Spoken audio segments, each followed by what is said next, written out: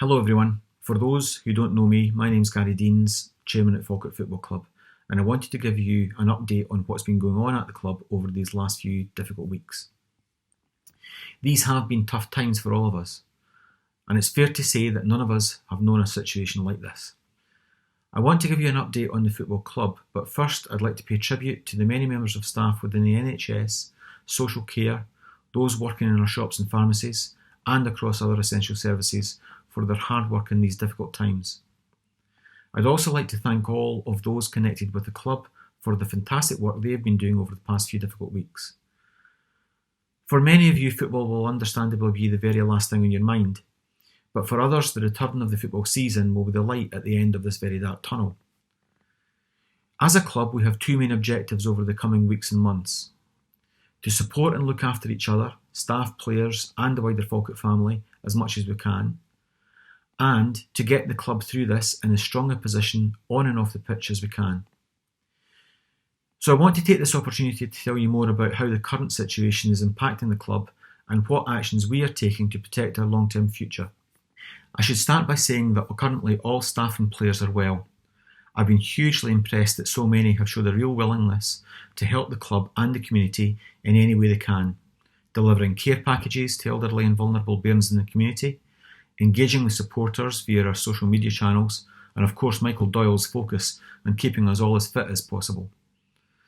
This extra effort is hugely appreciated and will continue to support the local community as and where we safely can.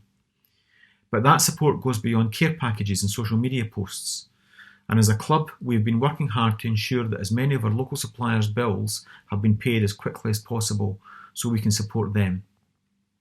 Football clubs are at their core businesses and must be run as such. Like any other business, when our outgoings overtake our income, we must take action. To that end, the Board of Directors have taken the decision to utilise the support of the UK Government, and almost all of our players and staff have been placed on furlough from April the 1st. We have kept a small team which is essential to support the core operations of the club and to prepare us for when this all ends, as it will. For those of you not familiar with furlough, this means that we have reached an agreement with our staff that they take a leave of absence for the coming period. The UK Government will cover 80% of those staff members' wages during this period, and the club will meet the remaining 20%. This means that no employee of Falkirk Football Club will be left out of pocket. As I said, we want to support and help everyone as much as possible. We will of course have to keep this situation under review. It is important that we look after our people as well as the club's finances, and this is a way we can do both. We can do this because we have the resources to do so, and I'd like to thank those at the club that have managed their finances carefully over recent months, which enables us to take these steps.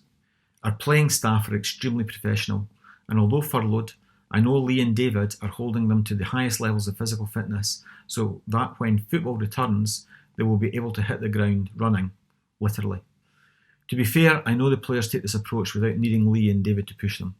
I know that many supporters have questions on when we expect football to return, in what shape, and whether we'll be allowed to continue the current season.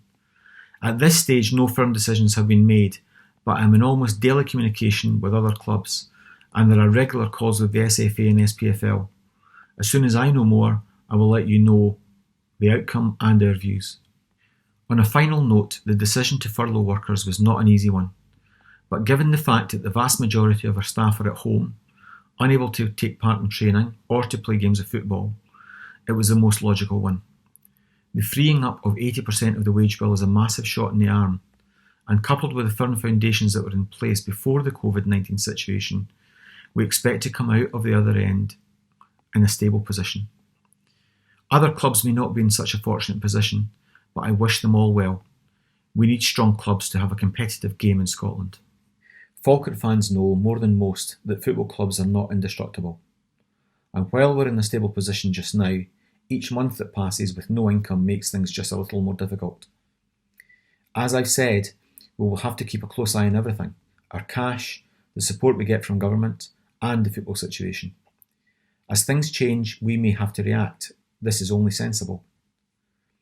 Going back to what I said earlier, we need to look after everyone and look after the long-term health of the club. There will come a time when we'll be asking supporters to get behind the club again by buying season tickets, sponsorships and shirt sales, for example. We may also look to raise more money and are looking at the possibilities here. But that time is not now. We are conscious that we are all under financial pressure, and our team is working hard behind the scenes to look at ways that we can make things as financially doable for you as we can. We're all in the same boat, and we'll have more to say about this in the coming weeks. In the meantime, stay safe and follow the advice of the authorities. Look out for one another, and hopefully it won't be too long before we will be able to return to a level of normality and to a full Falkirk Stadium.